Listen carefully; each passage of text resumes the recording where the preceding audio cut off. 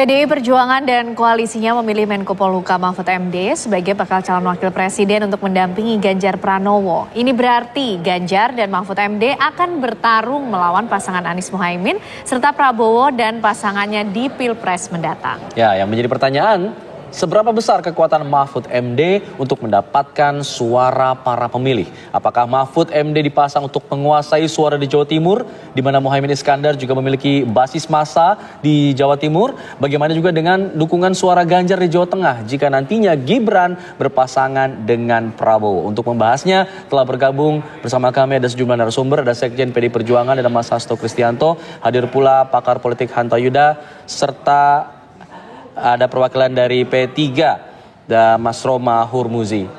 Selamat sore semuanya. Mas Hanta, kalau kita sudah melihat keputusan siang hari ini, pagi tadi, Ganjar dengan Mahfud MD, bagaimana kemudian hitung-hitungan kekuatan yang akan dihasilkan dari pasangan ini? Ya, baik. Terima kasih Mas Hasto. Jadi kalau kita perhatikan, ada 3 strategi pilihan partai politik, koalisi partai politik dan capres menentukan cawapres. Satu, dia memilih cawapres berasal dari basis konstituen dia sendiri. Berarti kalau itu pilihannya Mas Ganjar berbasis Jawa Tengah, pilihannya Mas Gibran. Tapi itu tidak terjadi. Atau opsi yang kedua adalah mengambil dari basis lawan dengan tujuan untuk memecah basis lawan dengan harapan bisa menambah ceruknya. Kalau itu pilihannya, ada nama Ridwan Kamil yang disebutkan sebelumnya ditimang-timang oleh PDI Perjuangan, tapi ternyata tidak. Dan yang ketiga, yang sering saya analisa adalah memaksimalkan basis yang belum maksimal. Dan biasanya faktor ini yang menentukan. Dan disinilah faktor Jawa Timur. Nah, disinilah munculnya seorang cawapres bernama Mahfud MD, cawapres yang tertunda kalau versinya PDI Perjuangan. Karena 5 tahun yang lalu hampir ya Mas Hasto menjadi cawapresnya Pak Jokowi. Jadi saya kira dari sisi ini PDI Perjuangan dan Mas Ganjar itu mengambil basisnya yang belum maksimal. Betul di sana sudah ada modal, beda dengan Mas Anies, dia mengambil basis lawan karena Mas Anies tidak kuat Jawa Timur. Nah, khusus Mas Ganjar itu ingin memaksimalkan Jawa Timur sepertinya.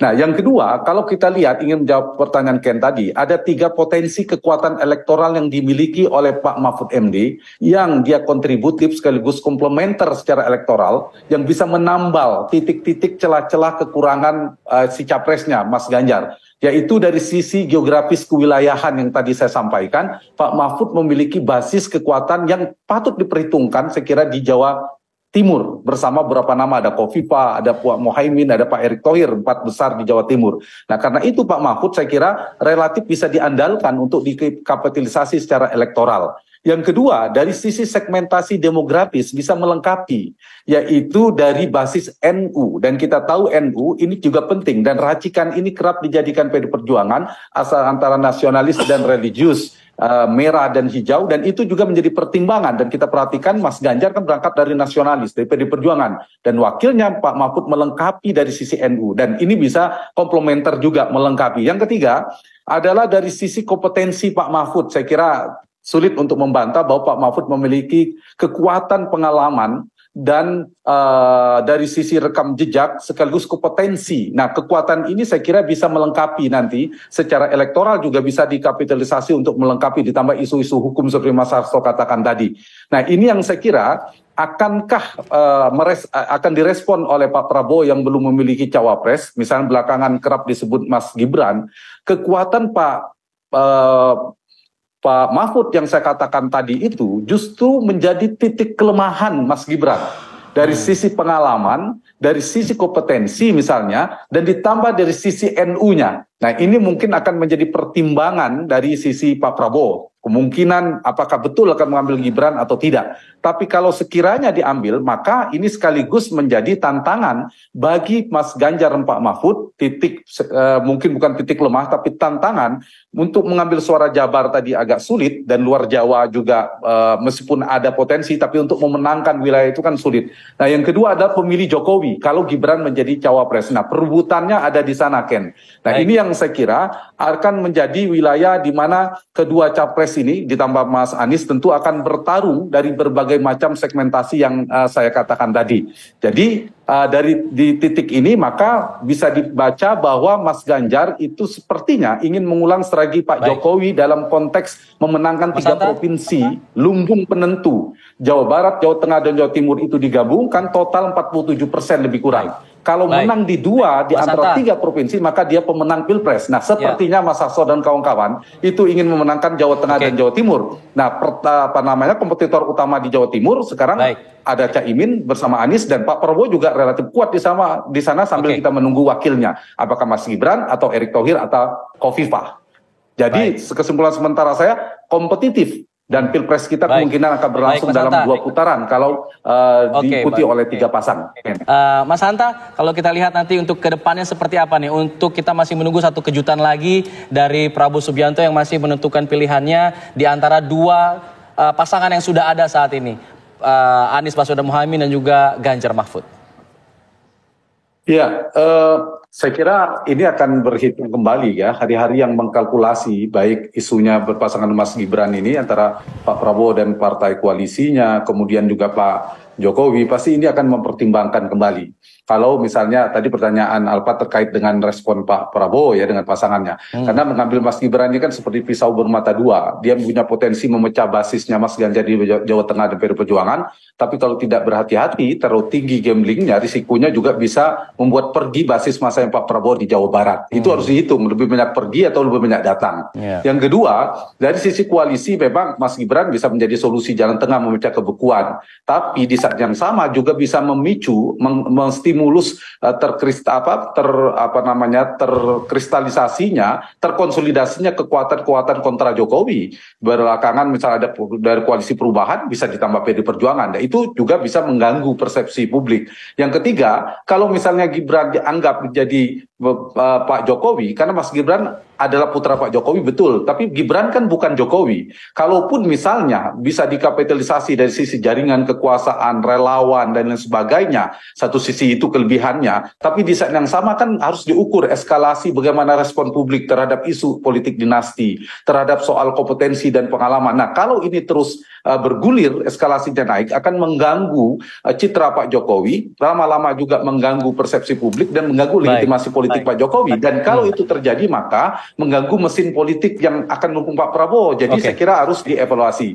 Nah, jadi itu saya kira hari-hari yang sangat menentukan. Menurut saya belum tentu diambil ya dalam perkembangan hari per hari. Nah, yang kedua, Alpat, dari sisi 3 hal yang sangat menentukan peta kompetisi 4 bulan sampai 5 bulan ke depan, yang seperti saya katakan ada 3 lumbung penentu. Satu lumbung kewilayahan tadi, Pak Prabowo kuat di Jawa Barat, Pak Ganjar Jawa Tengah. Nah, Jawa Timur menjadi penentu. Mas Anies juga mengejar sana saling Ganjar dan Prabowo. Yang kedua adalah dari segmentasi NU, itu suka tidak suka menjadi wilayah perebutan. Karena yang terasosiasi NU 50%, dan terakhir basis pemilih Jokowi yang approval ratingnya 70 sampai 80%. Siapa yang bisa menyasar itu berpotensi memenangkan pertarungan. Kalau kita bicara masalah di Jawa Tengah, Mas Hanta, kalau kita lihat saat ini suara-suara di Jawa Tengah ini sebenarnya suara-suara dari pendukung Pak Joko Widodo, yang pendukungnya Ganjar, atau suara pendukung PDIP sebesarnya saat ini?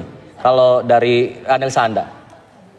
Saya kira pertama sebelum Pak Jokowi di sana memang sudah dikenal kandang banteng. Jadi sebelum musim presidennya Pak Jokowi di sana PDI Perjuangan memang sudah kuat. Ketika Ibu Mega, eranya Pak SBY dan seterusnya, harus diakui itu adalah basisnya PDI Perjuangan. Yang kedua, ditambah lagi sekarang kekuatan PDI Perjuangan semakin kuat, ada faktor Pak Jokowi, tidak bisa dipungkiri. Nah, karena itu kalau saya ditanya apakah mungkin kalau Gibran menjadi wakilnya Mas Ganjar, Pak Prabowo akan menggerus suara Mas Ganjar? Saya kira iya, sulit untuk tidak mengatakan tidak menggerus. Tapi apakah bisa mengalahkan Mas Ganjar? Menurut saya sulit.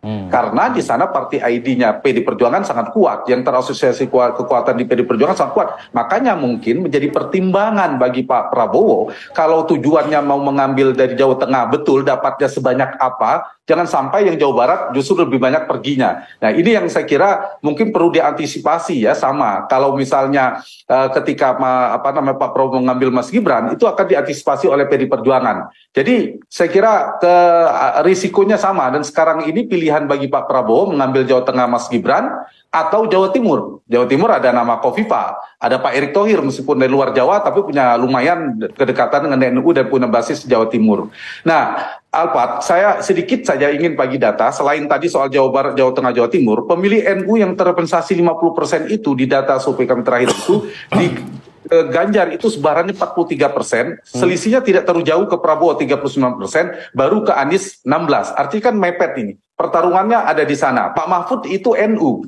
Nah, Gibran bukan NU. Mungkin Pak Prabowo punya pendekatan ke NU dan sebagainya kalau memilih Mas Gibran. Yang kedua, dari basis pemilih Pak Jokowi, yang puas dengan kinerja Pak Jokowi itu sebarannya ke Mas Ganjar 43%, ke Prabowo 36%, dan ke Anies 17%. Nah, ini jadi tantangan bagi Mas Hasto dan Mas Ganjar kalau sekiranya Mas Gibran menjadi wakil Pak Prabowo bisa menyasar pemilih Jokowi ini yang sekarang lebih banyak ke Mas Ganjar tipis sedikit 43%, ke Prabowo 30%. Itu bisa berbalik kalau misalnya pemilih Gibran bisa diambil dari pengaruh-pengaruh Jokowi. Tapi sebaliknya yang NU-nya Pak Mahfud lebih kuat seperti yang saya katakan tadi. Dan terakhir pemilih 2019 yang lalu, sebarannya sekarang pemilih Pak Jokowi 2019 yang lalu itu 64% ke Ganjar, 20% hanya ke Prabowo, 12% ke Anies. Kalau ke pemilih Pak Prabowo lebih banyak ke Pak Prabowo kembali 70%, lari ke Anies hanya 20%, ke Ganjar hanya 6%. Artinya apa? Poinnya pemilih Jokowi sekarang banyak ke Pak Ganjar. Nah, begitu misalnya Pak Prabowo mengambil Gibran dengan pengaruh Pak Jokowi, mungkin di sini ada potensi